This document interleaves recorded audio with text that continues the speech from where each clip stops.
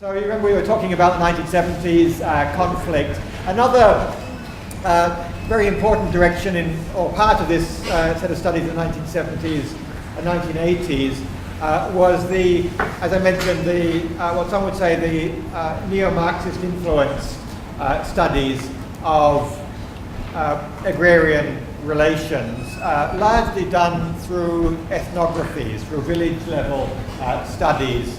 And I'd include my own PhD work and the book that came out of it, Development Dilemmas in Rural Thailand, in this. But really the key work that kind of capped all of this period of study was a book edited by Gillian Hart, Andrew Turton and Benjamin White called Agrarian Transformations, Local Processes and the State in Southeast Asia. And again, they used this framework of land, labour, capital to interpret what was going on in terms of emerging class relations with the Green Revolution technologies, with the intensification of rice cultivation, and with the differentiation of the peasantry into different classes, mainly still based on the idea that land was the main differentiating factor of production.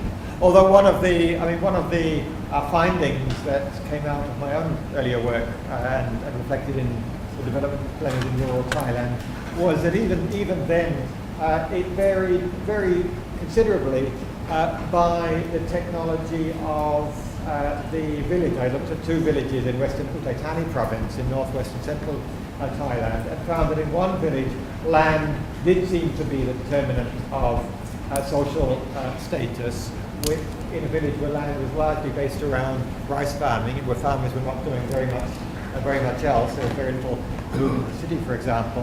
And the other village, which was mainly based on upland cash cropping, was one where capital and access to credit for planting cash crops, which required good markets but also higher investment, meant that even with a more egalitarian distribution of land in a land reform village, the differentiation here was much greater, not based around land, but on access to capital. So even sort of back then, you could see all sorts of contingencies and differences in the significance of land. In Thailand, in the 1980s, one of the really important contexts for study of land was the emergence of the land titling project. Now, in some ways, this was nothing new because in Thailand, right back to the early 20th century with the 1901 Land Act, there was a start to the registration of land, to titling through registration. But it had gone quite slowly, and even despite the push through the 1954 land law, which I talked about in the context of Thomas Larsson's work on land and loyalty, it was going very slowly. With the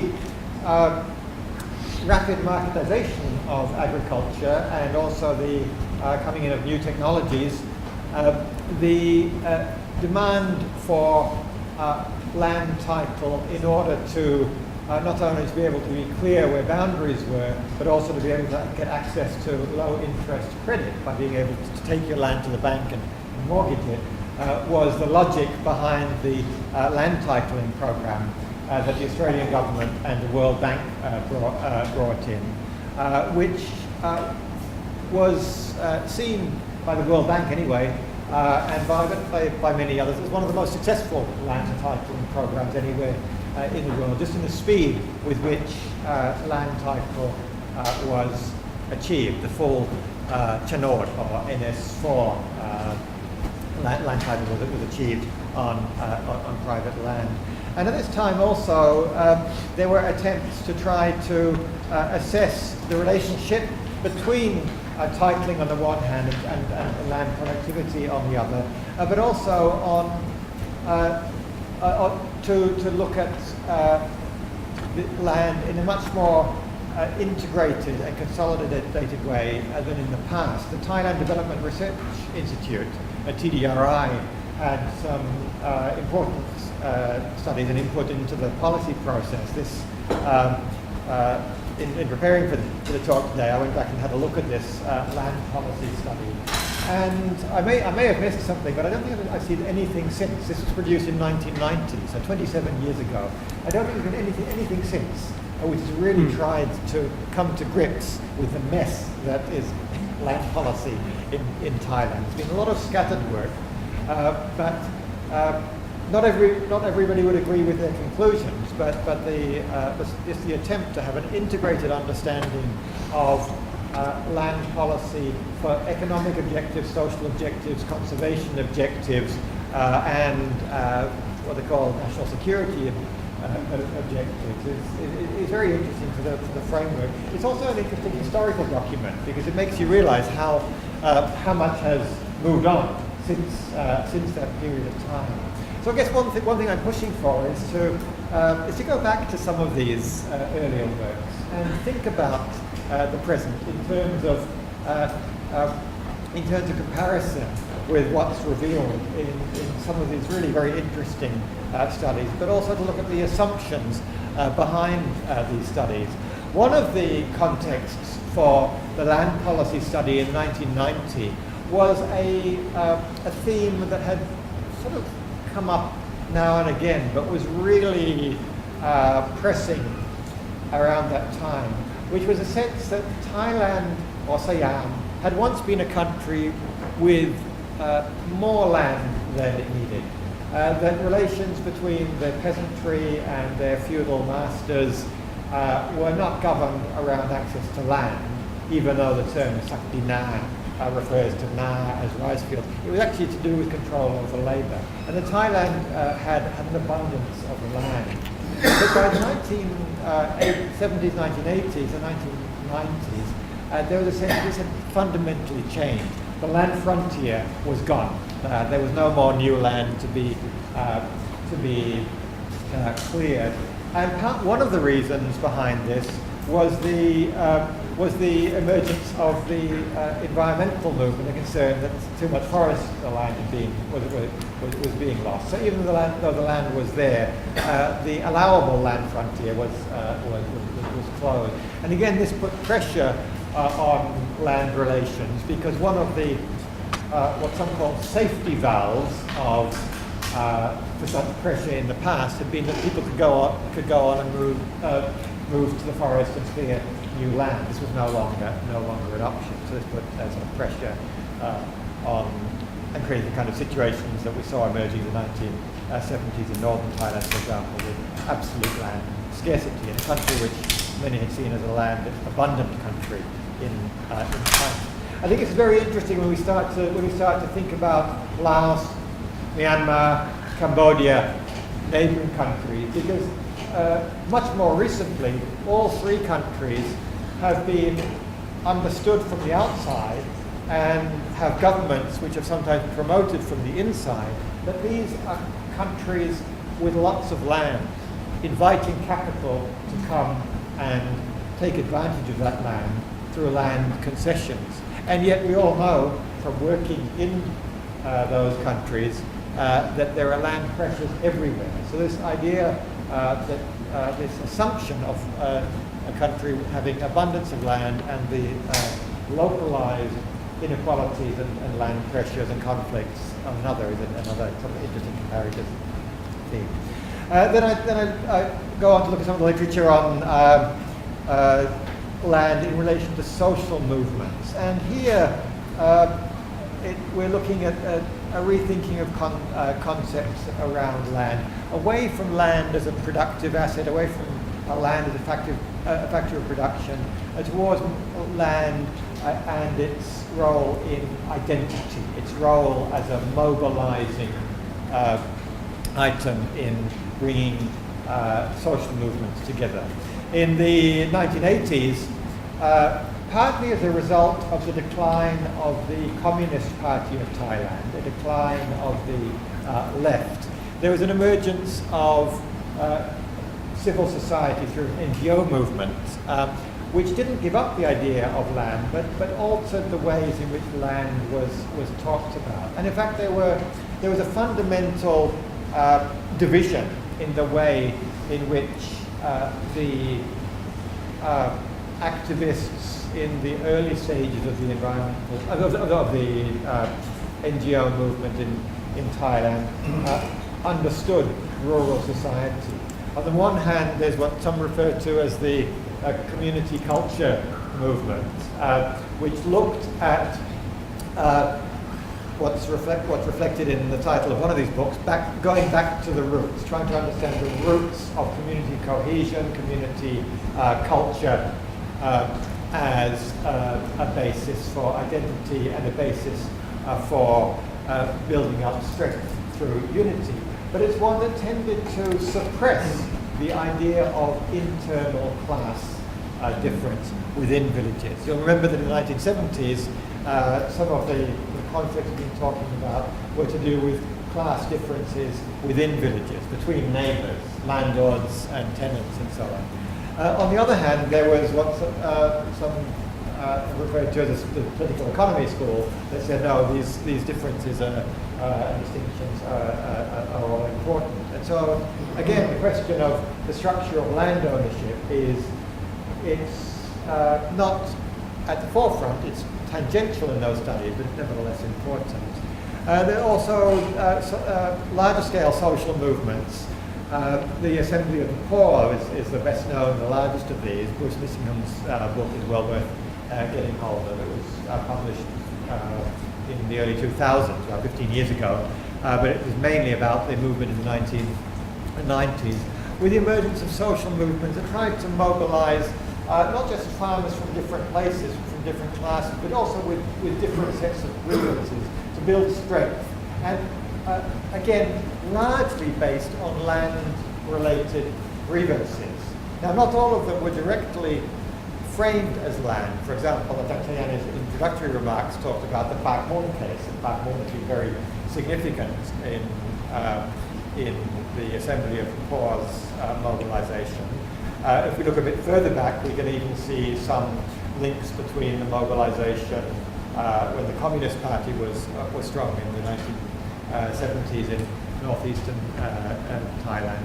But nevertheless, Pak Mun is at another level also about land, about the loss of riverbank land, for example. There are other very important background issues that helped form the strength of the Assembly of the Poor. The biggest, the so-called Kochokar scheme, the attempt by the military to move 1 million families out of forest reserves in the early 1990s. Not very different from what's going on right now as the military is trying to move a similar number of families out of forest reserves in the Return the Forest movement. So we can also learn a bit from here. And again, the background here was partly that some of those communities had been moved into the forest in the first place by the military to form a kind of bastion against the Communist Party fighting against the government from the forest. So anyway, so the next lot of literature looks at land, but in quite a tangential way. Maybe it's this that gives the idea that there was a sort of drop-off in interest in land. In actual fact, the concern around issues related to land never disappeared, but they weren't framed as land. And one of the reasons was that land in the late 1970s was so associated with conflict and was so sensitive, especially after the October the 6th incident and with the dictatorial government then, that when there was a re-emergence of civil society and those working with and on behalf of farmers, issues were framed differently. And one of the most important ways in which they were framed was as environmental. So if we look at, this is a little book I put together in 1993 called Political Economy of Environment in Thailand. It's actually all about land. It's about environment too. It's all about land, really. If we look at the opposition to eucalyptus in northeastern Thailand, when companies were given concessions to take over cassava plantations that small farmers were struggling to make a living out of by planting eucalyptus. This was done under the name of reforestation. and of course farmers being very unhappy with that, rather than try to frame this as a land rights movement, which immediately would have painted them as leftist and as a target when the sort of communist symbol was still a very raw one in Thailand, framed it environmentally. This is an evil Australian tree, which it was.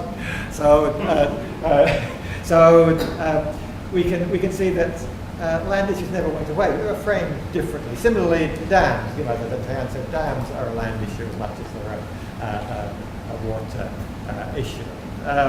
And then more recently, the really interesting book by Tim Forsyth and Andrew Walker on forest guardians and forest destroyers, looking at the different ways in which, on the one hand, ethnic minorities living in the hills have been celebrated as conservationists or have been demonized as destroyers of the forest, that neither of these is really based on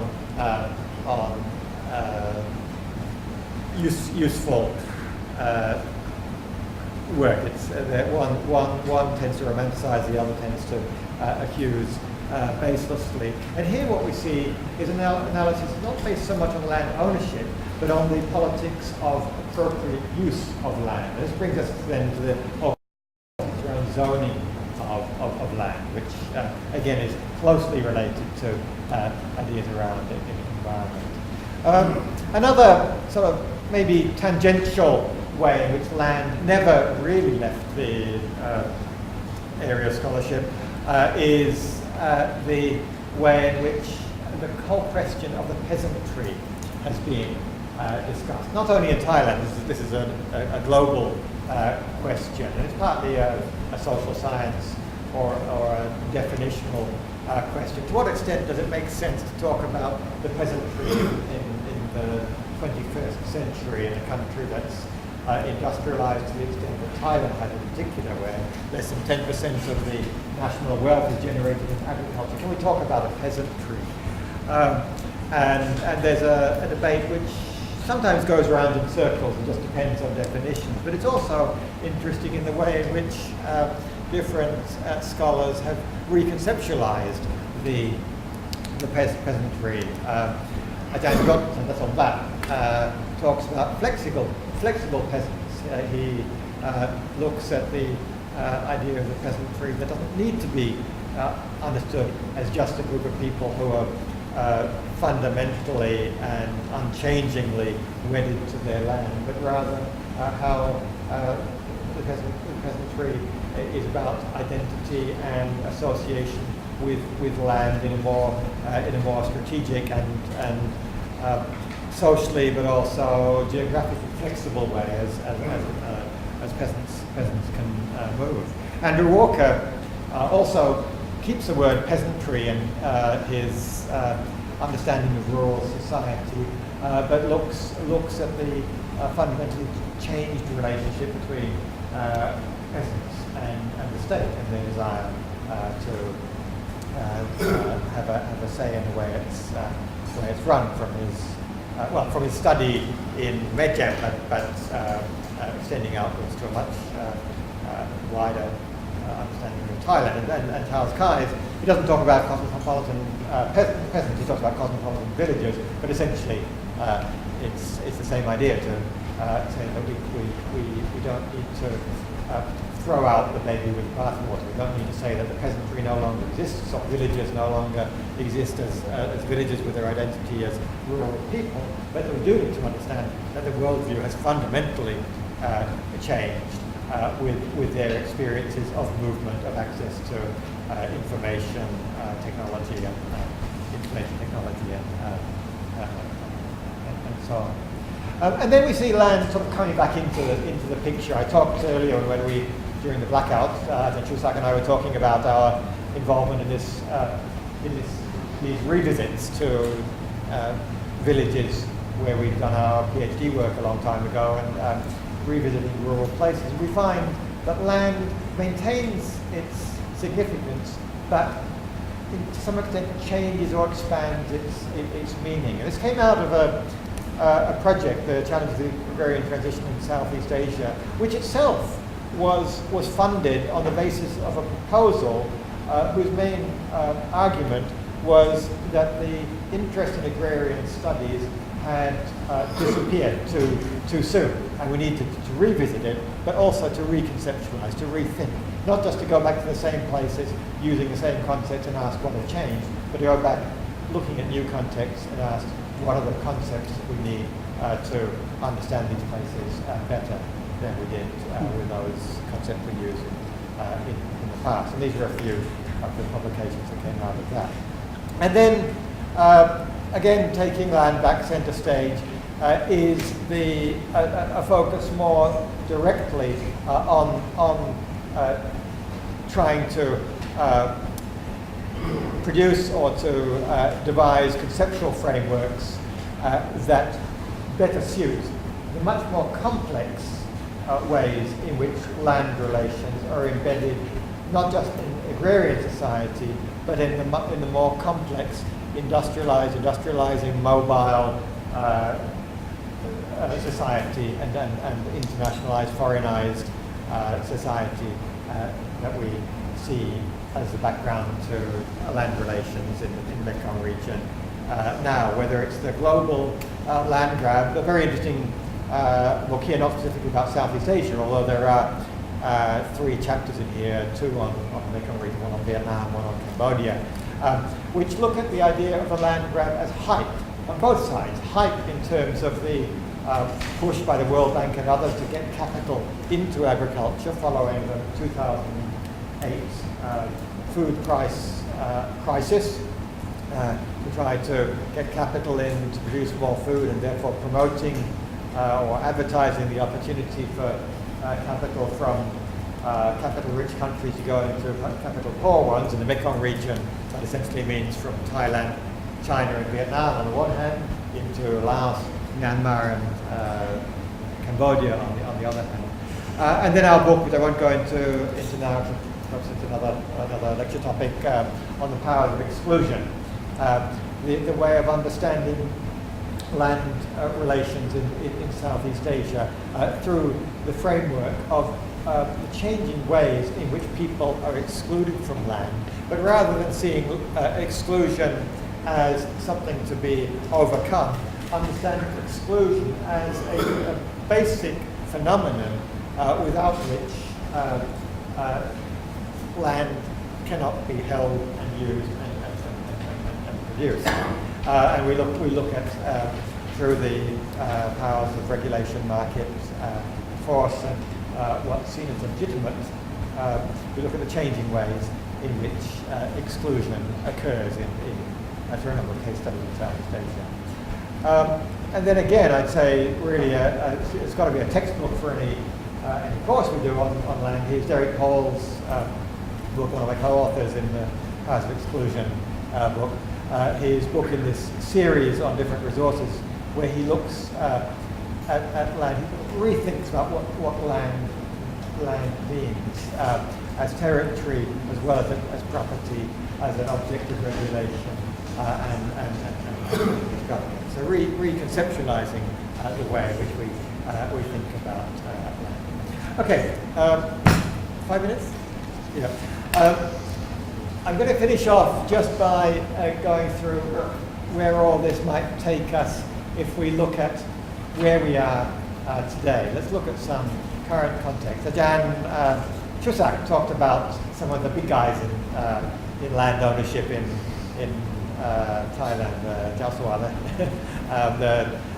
Here are 2 really big guys. Now, if we look at headlines like this, Khun Jalern and his TCC, his holding company for land holding, the biggest landholder in Thailand, owns more than 100,000 hectares, or 650,000 rai in Thailand. A lot of it here in Chiang Mai, a lot of it in real estate. So it's not just he owns a lot of land, he owns a lot of very, very valuable land as well. And here, the Jiranon family, the CP family, the owners of 7-Eleven, the owners of Jiatai, the owners of the CEO company, Tesco, the owners of True, but all derived actually from an agricultural enterprise. Unlike Kunjalen, who started with beer, CP actually started with a couple of brothers in the 1920s who arrived from China, speaking no Thai, and set up a company and said, we don't want to farm and stay poor like those poor farmers. They said, we'll sell things to farmers. So they set up a seed company, a seed shop in Bangkok, and from there sort of worked upstream into livestock raising and then out of agriculture altogether. And now it's the largest agribusiness company. They don't own so much land. They own a lot of it. They put most of their investment into making money out of those who continue to hold land, but through contract farming arrangements in Thailand, but now increasingly in Myanmar, in Vietnam, in neighbouring countries. So this all gives a sense of a very unequal Thailand, to use the title of a book by Pastor Pongpachit and Chris Baker. And there's a chapter in this book which is just about land by Ajahn Romani at Thammasat University, which is really interesting because it's the very first time that anyone has been able to get access to the statistics on private land ownership, on titled land in Thailand. And this seems to show extreme inequality in Thailand. Thailand is often quoted as one of the 3 or 4 most unequal countries in the world. And yet, there's a kind of paradox, what I call a distributional paradox here. One is that if you look at the land grabbing literature in the region, Thailand doesn't actually figure very, very highly. These two guys and their companies have acquired a lot of land, but not through the sort of standard or typical or sort of well understood process of land grabbing. It's been more incremental, more through out and out, sort of basic buying of land through transactional sales and purchases of land that's already titled, and not through cozy deals with government, such as have happened through Thai companies doing deals in Cambodia to get access to state land for sugar plantations, for example. Another interesting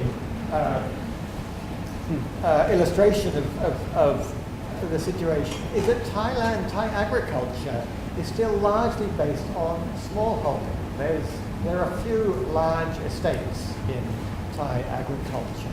So there's something not quite matching between this idea of Thailand as highly unequal with these enormous landholders on the one hand, and the fact that this graph suggests that 85% of land holdings are less than 40 rai. That's 40 rai is 6.5 hectares.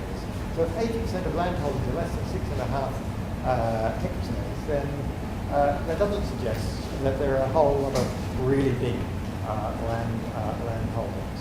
There's only about, I think, 800 land holdings that are more than 500 rai, or about 80 hectares. So this needs to be qualified. And one of the qualifications I suggest is that if you look at figures such as those of what percent of the population own what percent of the land, you need to ask how many of those are farmers in the first place. This includes a lot of people living in cities who aren't farmers. You also need to look beyond the private land domain, and you need to look at land reform land, forest land that's held by farmers. So there's a lot of work still to be done to really understand what's behind these seemingly contradictory figures on Thailand as a pattern of land holding that's still mainly small holdings on one hand, and on the other, a seemingly very unequal land holding on the other.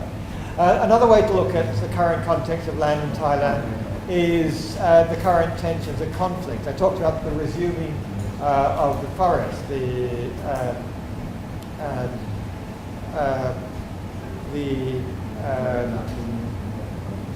in some ways a follow-up to the attempt by the military in the early 1990s to keep people off the land that was supposed to target mainly larger, wealthier landowners and resorts, but seems mainly to have focused on the easy targets, those who don't have citizenship, those who don't have access to the media, and particularly under the current authoritarian regime, those who are unable to stand up for themselves for protests they would have been able to do a little while ago.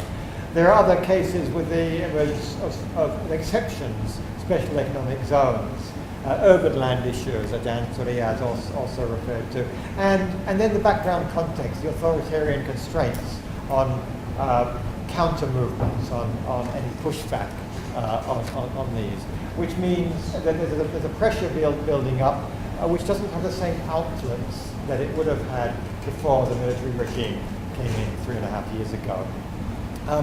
There's also, in legal terms, one of the most worrying trends is the emergence of a tactic which is not unique to Thailand, not unique to the Mekong region, but is now being applied with increasing frequency by companies who are being accused of operating illegally or immorally, including mining companies, power plants, and that is the counter-suing, defamation suits against those who complain against the health impact of land-based activity. The case of the Chatri gold mining operation in Fiji is a good example of those. In Cambodia, we see this happening as well. There's an acronym, I think, SLAPS, Strategic Land. I can't remember. Anyway, it's a phenomenon that's being used increasingly around the world by companies with a lot of capital to hire good lawyers to make it more and more difficult for movements to make claims against them. And then we have the various contexts, which Ajahn Chusak has written and talked a lot about, the various agendas that are being pushed for in Thailand as some kind of defense against the inequalities and the injustices through community title and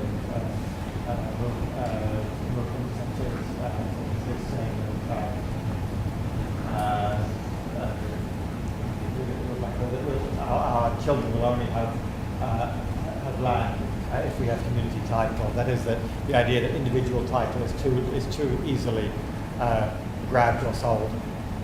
The idea of forming a land bank, progressive land tax, neither of which have gone very far, and to work towards fair judicial resolution. And then finally, how does this take us to the wider Mekong region? How does our understanding of what's happened in Thailand, the trajectory of studies that have gone on in Thailand, how are these relevant to our understanding of the Mekong? Well, one reason I asked the question about what sort of books and literature you're using now is that I do think that understanding what happened in Thailand 30, 40 years ago is relevant. It's relevant to Thailand today, but it's also relevant in the same way, but even in more immediate ways, to what's happening in Laos, Cambodia, Myanmar, to some extent Vietnam.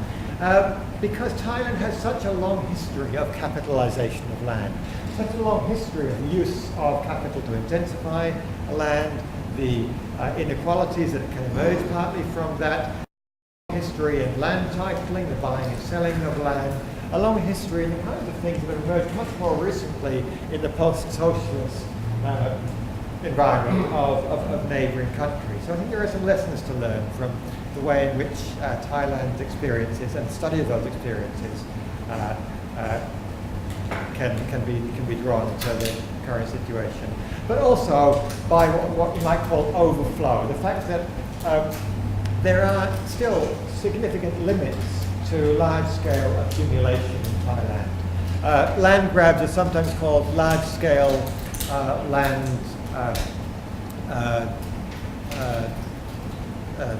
land deals, and these are happening less within Thailand's borders, more across the borders. Many of the companies behind those deals, though, are Thai companies. The Konkan Sugar investing in Cambodia, Midpoint Sugar investing in Cambodia and Laos. the Kunjalern, Thai and his TCC company owning 30,000 hectares for coffee and other cultivation in the Bolaven highlands in southern Laos. CP investing not in land but in contract farming arrangements in Shan State in Myanmar. And to some extent we can see this as a sort of latter-day expansion of Thai capital into neighbouring countries for activity that's too difficult to do anymore in Thailand. I say latter-day because it's happened in the past. When the Thai logging ban came in the 1980s, Thai loggers went to Myanmar, went to Laos, went to Cambodia.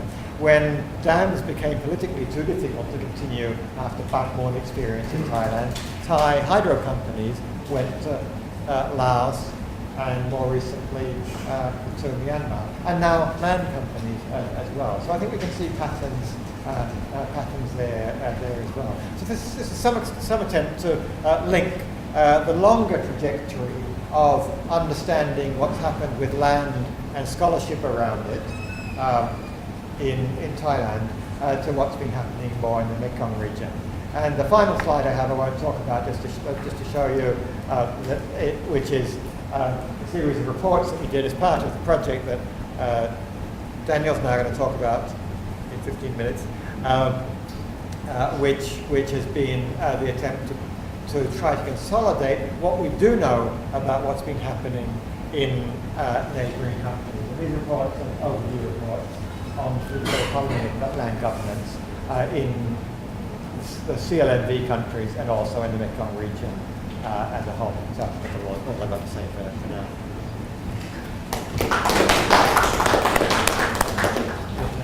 Or if there's any pressing questions now from this second half, just like just a couple.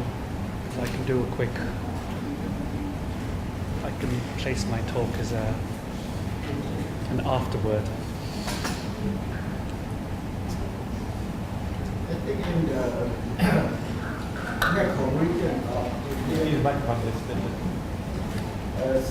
CLMV country, there is a tendency that the experience from Thailand used as a model to deal with the land issue, like privatization, tithing, and from Thailand experience, including problem that we face. So this could be a kind of a cross border from Thailand. So how we deal with this? How the issue of clarification of property right of land is more in the high agenda rather than the issue of land distribution. So this is a kind of tendency. If they use the Thailand model to solve the land conflict in this neighborhood countries.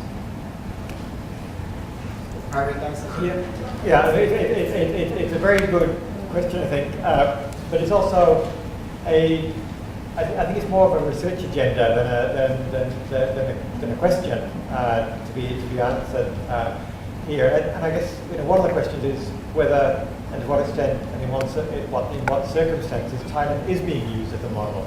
Now, if we look very specifically at the land titling program in Laos, the land titling program in Thailand was clearly the model, but there were also many lessons learned along the way during the land titling program in Thailand. There were many critiques, both academic and NGO critiques, and lessons learned from within, which to some extent were adapted in Laos. But there were also many lessons that weren't learned.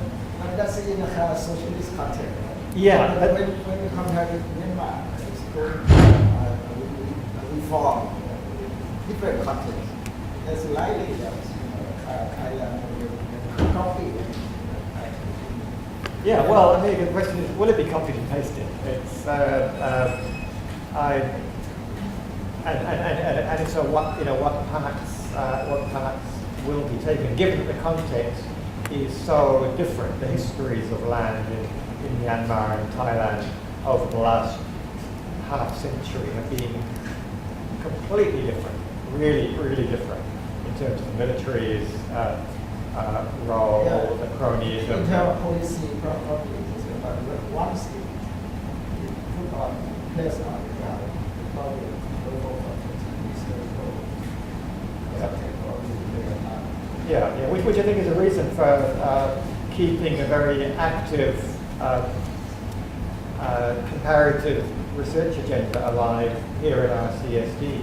But it's important, I think, to get down to more specific questions about what model is being taken, what lessons are being learned. Models can work in more than one way. They can be something to be copied, or they can be experiences whose less desirable sides can be used to avoid repeating mistakes. There's a number of different ways in which you can take the sort of model or precedent idea forward.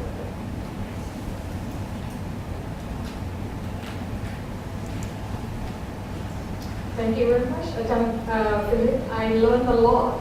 Actually, I have to say that lands and its problem and its issues surrounding lands is not my areas of expertise.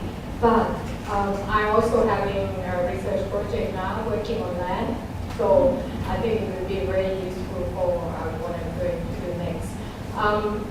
Having listened to what you're sharing with us here, I think I have learned from you that now we might think in terms of rethinking concepts.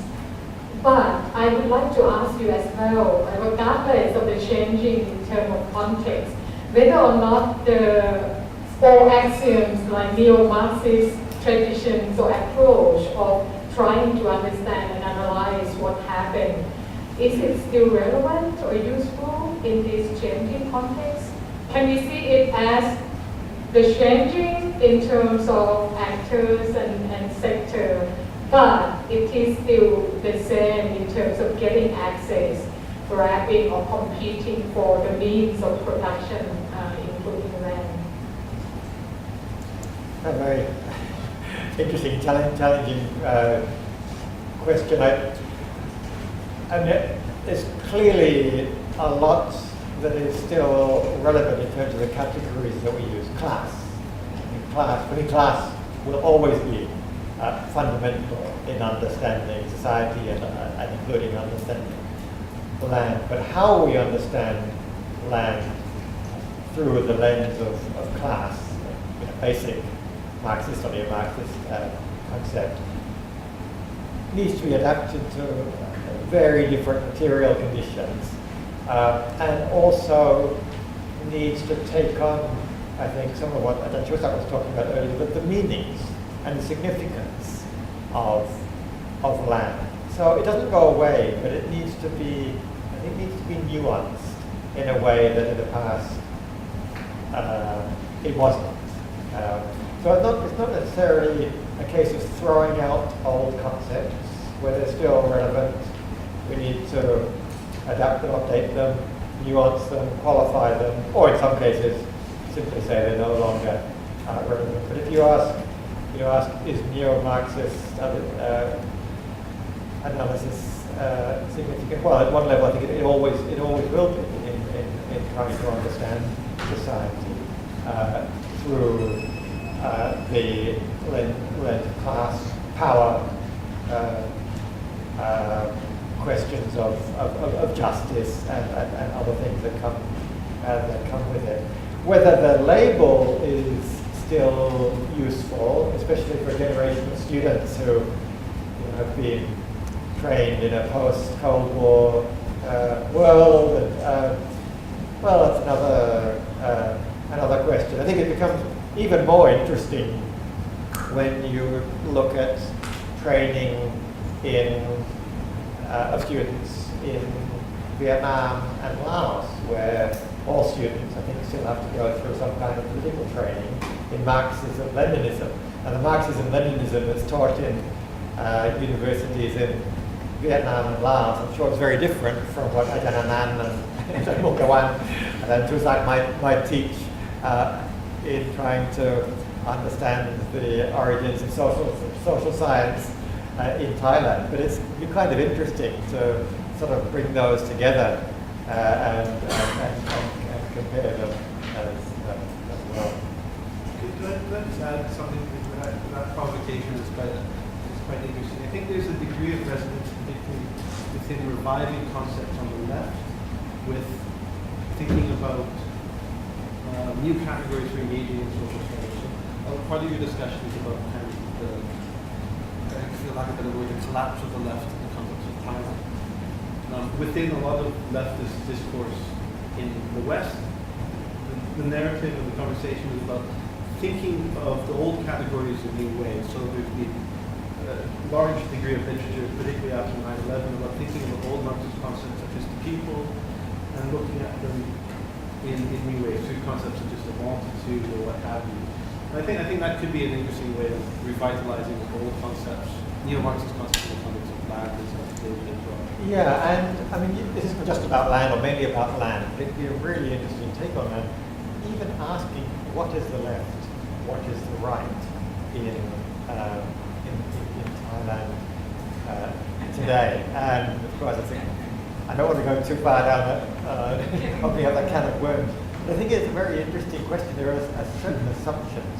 I mean, some will say, well, left and right are no longer categories. If you heard this morning's terrible, dreadful comments by Donald Trump about left and right, you see that it's still very much alive. But in Thailand today, is Thaksin left or right? Is the sufficiency economy left or right? Well, if you look at its provenance, there's elements of both in both. Does that mean that the categories are no longer relevant? Well, I think they are, but we need to drill down. But it also needs a lot of discussion, which I don't hear happen with reference to land or much else. And I think land is actually one really interesting, or sort of land and the surrounding social relations is one very interesting context in which to look at that. You can look at it in the context of very, very specific debate. So the debate over land titling. You saw that slide I put up just now, this one here. That's the only way to hang on to land is to give it a communal land title. Well, this could be interpreted in a number of ways. One is to say, we don't want neoliberalized, private, transferable, mortgageable land title. We want a title that can never be bought and sold, always hand over to our children. There's a politics behind that as well. But is it more right or is it more left? So anyway, I'm going into questions that open up a huge debate. But I think that there's when you look at land, it opens up. It's a sort of lens to open up understandings of rural society, social relations, and relations between rural and areas and the state that go much beyond the idea of just land as land itself. Maybe Also, just one comment on this. I think it's a very important question, the question of rethinking. How can we rethink land, but also other things? Because we see at the moment a lot of these things like it seems like not to work anymore. Yeah? Concepts that have been working for many decades or even centuries seem to come to their end somehow at the moment. Yeah? So for me, the question goes definitely beyond like the question of left and right, yeah, Marxist or capitalist. But to me, this question actually goes to how are we looking at the world? How are we seeing things? Yeah? And then I think we come also to the question of the modern science. Yeah? Because nowadays our perspective is very strongly determined by technology, modern science. And then we have to ask the question, is modern science maybe part of our view on this reality that causes all this destruction, yeah? This disconnectedness from life. Yeah? Science in most parts is looking at the dead part of things. Yeah? Look at physics, even biology, yeah? Looking at the dead parts and taking things apart, taking animals apart, plants apart, but not understanding the living part of it. Yeah? Just as a comment, yeah? As an idea, maybe that we have to go even further back in the rethinking.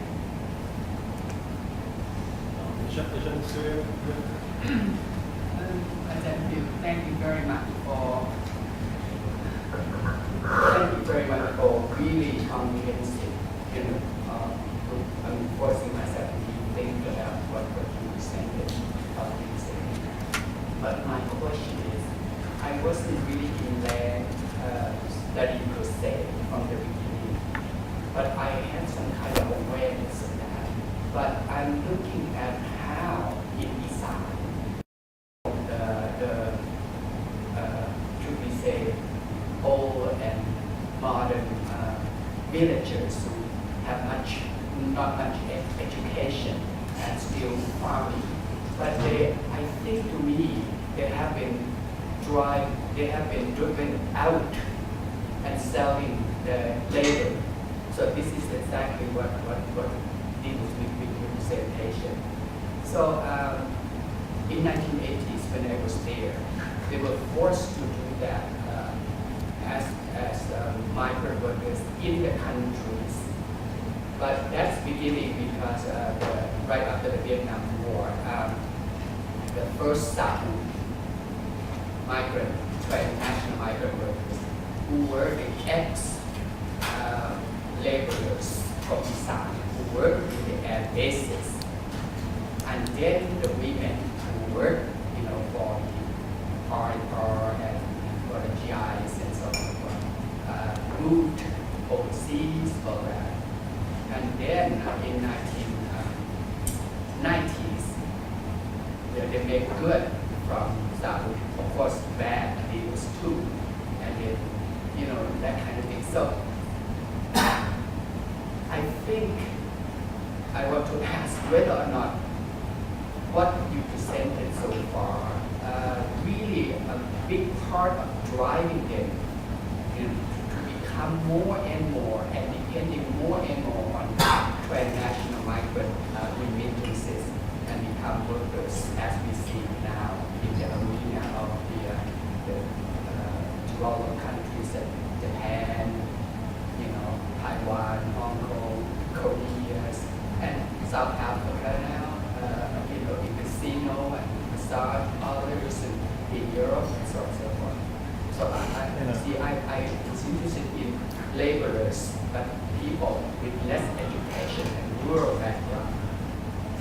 Could you comment on that? Yeah, well, Thank you. Of course, Charles Keyes talks about the cosmopolitan villages, which is what you're talking about now. But I guess the question of,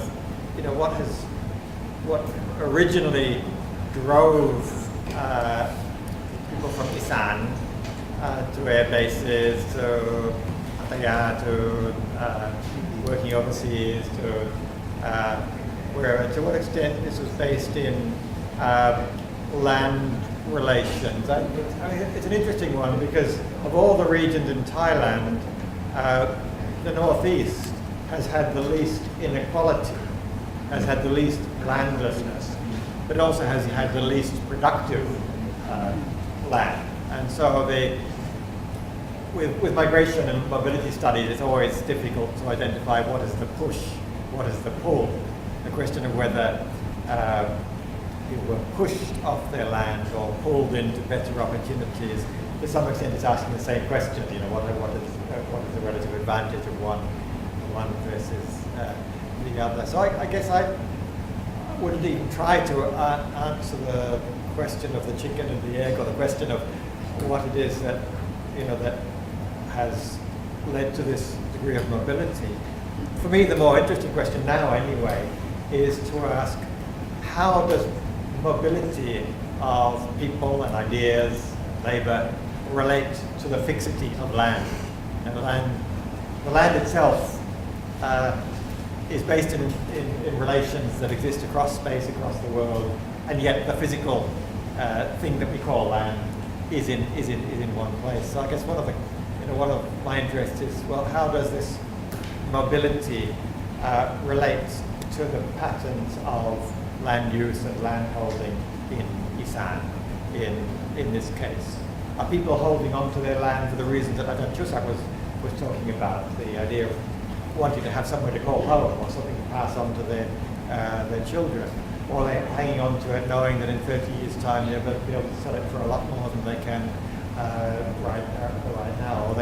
Or are they not hanging on to it for other reasons?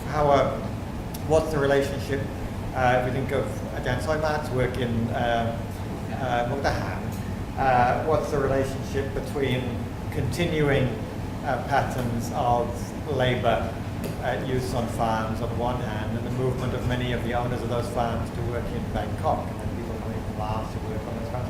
So it's, for me, the kind of interesting mobility question is how mobility interacts with that land. And again, I think this is one of the really important changed contexts from the Thailand I knew when I started doing studies 35 years ago, where, of course, there was a degree of mobility, but it was incomparable, either in terms of physical movement of people or the movement of ideas that impacted one way or another on the way in which people saw their place in the village, in the world, in the country. I think because of land policy and forest conservation in the Northeast, of the whole country, that affect more of the people in a way not to take over more reserved land and for cash crops for things that you presented so far. But they have no other way out because not much further education they could acquire and other opportunities in the country. Some of them risk losing land as a land guarantor for bank loans or the deals of overseas works and so on and so forth. So I think, to me, I think that seems to contribute, kind of forcing that to happen. Maybe in comparison with other part of the country, I don't know, because I specifically, I am not keen on all this, what's going on. Thank you for your comment. Just because we're running a bit of time, should we just take one or two more and then Phil Suggested we should hear from our friend from Myanmar, from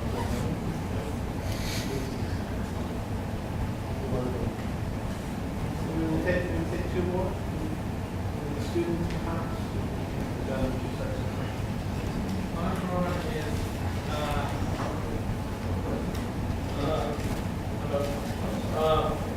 My problem is I'm from Shanghai and Tibet, and I live in Orange Shanghai. So in Shanghai now we have conflicts, military conflicts. So I think that because of the important thing is land. So the Burmese, they want to pay the land. So they want to get the power of the land, the land administration power. And so that is why the conflict is bigger and bigger, and then the foreign investment is also they are planning the China they are planning some the big project in Shanghai, so I think that is why we have. So the conflict is different from Thailand, very different. how about the law? Law on vacant land? The law is changing. Yeah. Yeah. land title Allow law. for Yes. investment money. Yes. So for the local people, they have title, land title is illegal. It's legal for only 6 months. After 6 months, they need to do again. So if they do not do, they will take the land. Okay, should we take just one more question, perhaps with Phillip, judges? Or with the And I didn't want to support where are you from? I also from Northern State, Finland, brother. Yeah. We live border of China, and in our region, a lot of China come in and they bought the land, and the price of land is higher than before. Yeah. And also a lot of the villagers have to move to other place, and like for like farmland, the villagers don't want to sell, they have to farm, but the Chinese company and the government officer, they work together and spread the land and pay the price as they want. But the villagers don't want to give them, it's like some kind of land grabbing. It happen a lot in Shanghai. Yes, almost the same problem. We have almost the same problem.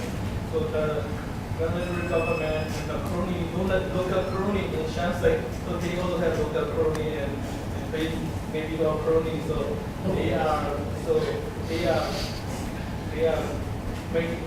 they become a policy maker and for grabbing land.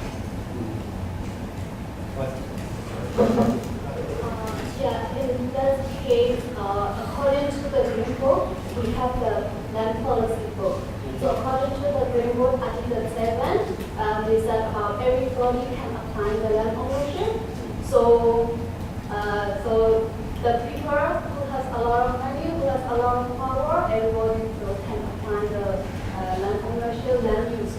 So that's why it's land stands for the local people, land stands for the yes. What is the connotation? How much land can one hold? They not mention exactly. So that's why the people who have a lot of money, who has a lot of power, can own a lot of land if they have money like that. So it's according to the people land policy. I think the land price is increased.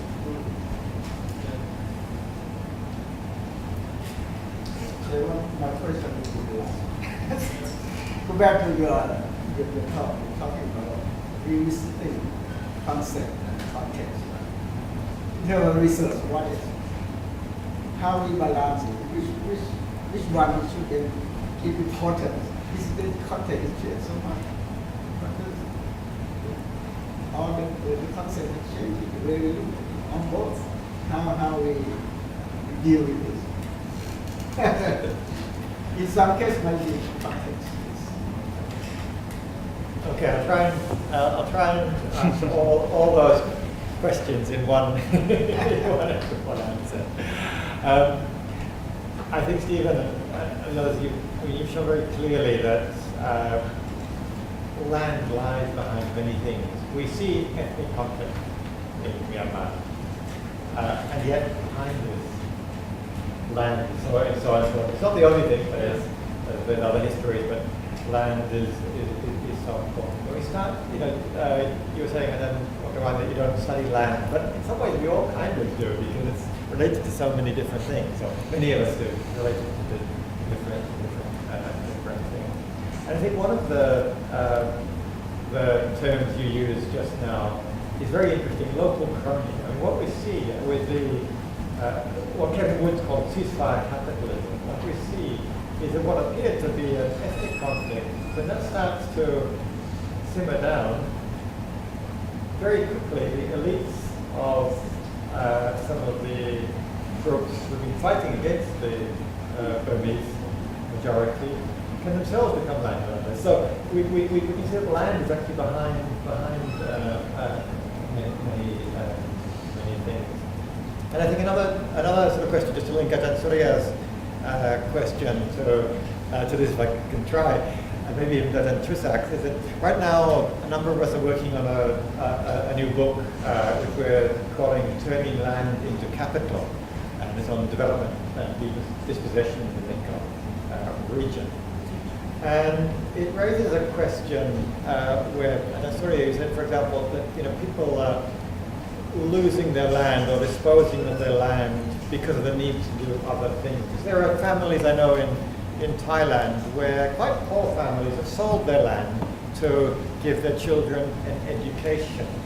Now, some would say they've been forced to sell their land. Others would say, well, this was a choice that they made, a very wise investment, or maybe risky, maybe not.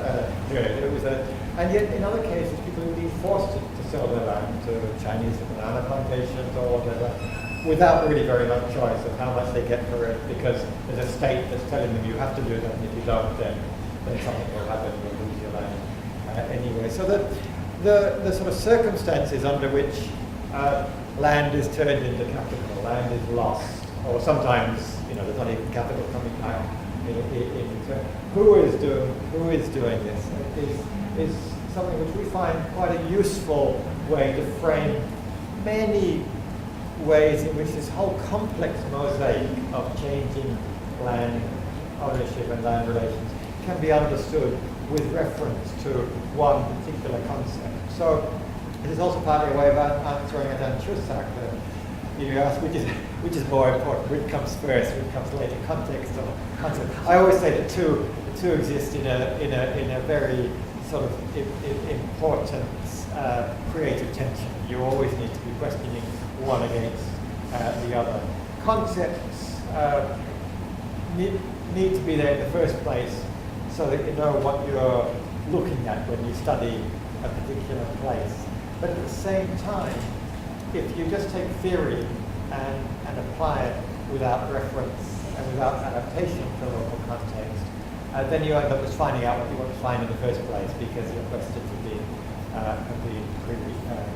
preset. So looking over a long time frame like I've tried to do today, I think is in some ways is easier because you can see very clearly how difficult it is to take the rather simplistic, sometimes simplistic concepts we had in the previous era and apply them to a more complex world today, or how much, how difficult it would be to apply some of the sort of post-structuralist concepts we use now to a different sort of world 40 years ago. But if we take, if we take the current situation, we ask how to try to rethink concepts. We started this book on turning land into capital to think about whether it should be about land grabbing, and we quickly saw land grabbing does not really, it's not satisfactory as a conceptual approach to looking at the different things that we're trying to understand. We found that turning land into capital is actually a framework which does help us cover a much more complex and multi-scale, multi-sited set of phenomena. So I think the short answer is that, to your question, you always need to be sort of testing one against the other. Does this work? This context actually, does it make sense to be asking these questions, these conceptually informed questions in this place? And likewise, if you're looking at the concept, does this concept actually stand up anymore, or does it simply blinker us or lead us to overly simplify questions? I was talking to Sally during the break about the term indigenous. I mean, to what extent is this a useful concept to understand things? So that's about the best I can do right now. Okay, I think we're running a wee bit over time, but selected, but everyone to join me in thanking Professor Phillip for a really, really interesting and thought-provoking discussion. I'll turn it over now to Daneil for some concluding remarks. Thank you very much. You'll be happy to hear I've actually been scheduled to talk for 45 minutes. However, I'm going to do the impossible and make it into 2, maximum 3 minutes. So, if I talk too fast, I'm sorry.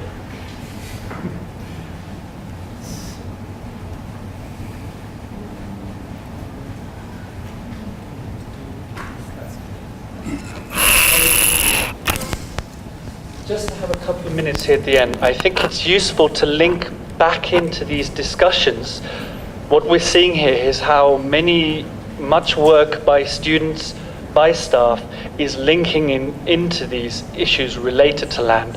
And so, through the work of the Mekong Land Research Forum, based in RCSD, I just want to take the time to just give a few practical pointers of how you can follow up your interests, how you can deepen your own knowledge and connect with others on your work, and by talking about what we're doing at RCSD. So, that's good to know. I'll come back to that in a moment. So, there's basically just 3 things I want to talk about, which I offer a very brief overview, and then I leave it to you to explore further. The first one being our online resource, which is, I think on the flyers it says mekonglandforum.org, and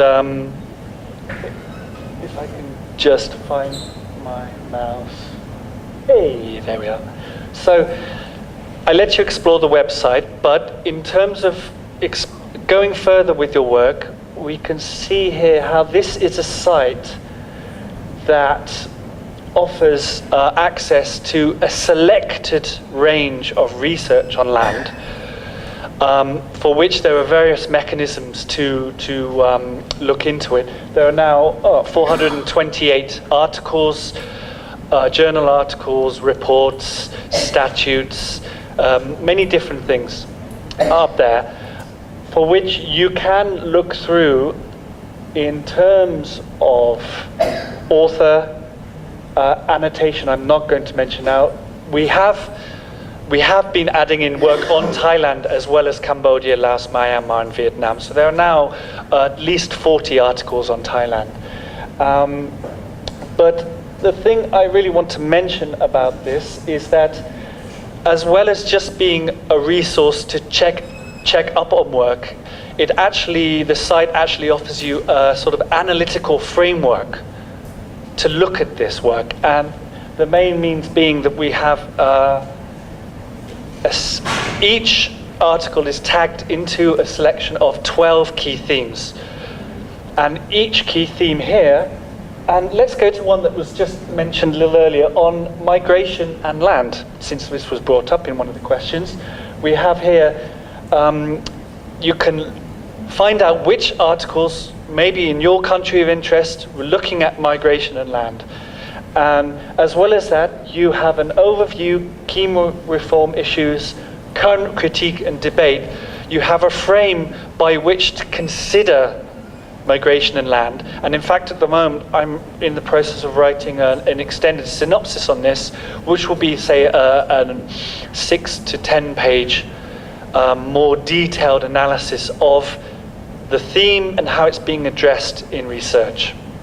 So I do urge you to go to the website, mekonglandforum.org, and I do think it will be a very useful way for you to look further into your own work.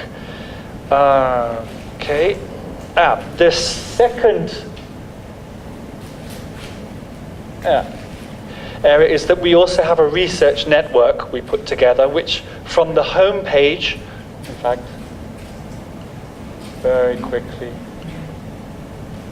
if you go to the home page of the website, an application form to join can be found here. and you can click on that. We have a Google group of about over 120 academics, researchers, activists from around the region, whereby we are helping kind of collect together. It's acting as a sort of site for exchange of information, of research information, potentially for debate, although we haven't got that far yet.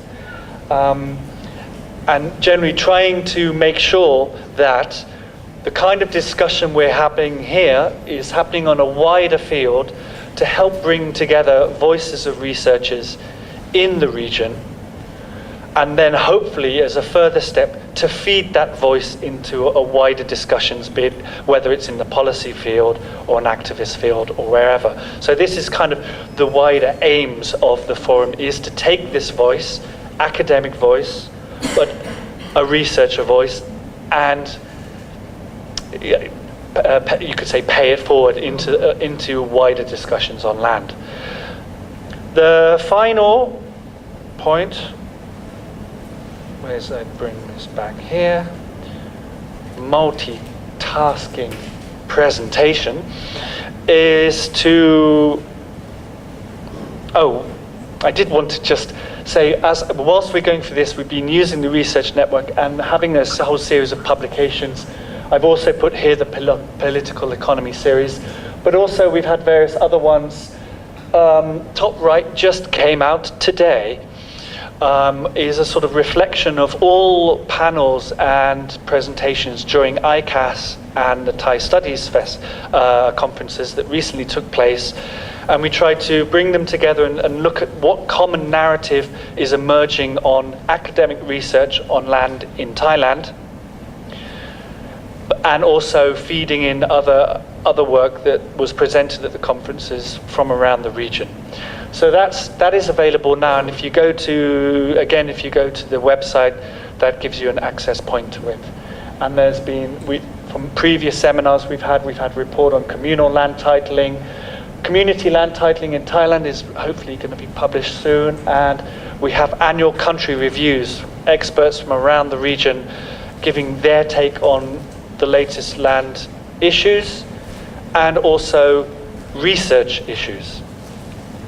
Now, my last two slides, the final thing we've also focusing on is a sort of educational outreach program, of which this is part of. We have within the International Masters Program a new specialization in land, of which we have our inaugural gloriously talented 3 students from Myanmar and Vietnam here today. So this will be starting to make closer connections between work within the Faculty of Social Sciences and sort of kind of embedding land more into work within the faculty. We're also looking to try and kind of have greater connection with other studies and work on land in academic institutions around the region to try and improve linkages and see how we can work together better. And then I think I will just finish and say that this, going back to what Bobby started the seminar with, this is part of that world whereby we'll be conducting a series of different seminars through the academic year. This is the first, and we will have upcoming seminars on large-scale land acquisitions. Hopefully FAO will come and speak about how do they work at a governmental level, working with land in direct discussion with government in a region. Could be very interesting. I would love that we can have NGOs from around Chiang Mai, such as Earth Rights, AIPP, to come and talk about how they're working with indigenous rights, indigenous land rights. Maybe One Map Myanmar to come and talk about how they're using modern technology to try and improve a local voice in mapping and determining land security, projecting themselves into a land system. And finally, I think we have a group coming from Brazil in November who will be looking into food sovereignty and land grabbing, and I think it could be a very interesting seminar here then, comparing the situation in Brazil with Thailand. So hopefully this just very quickly gives you an overview of the sort of practical things we're doing. I do urge of you all to, at some point, just please get in touch with me with your own interests. We can see how they could fit into this world, and so we can kind of help share our experiences more. So I think I will leave it at that. Okay, thank you, Daneil, and thank you, Phillip, for a really thought-provoking discussion. And could I just ask everyone to join me in thanking them for a great talk?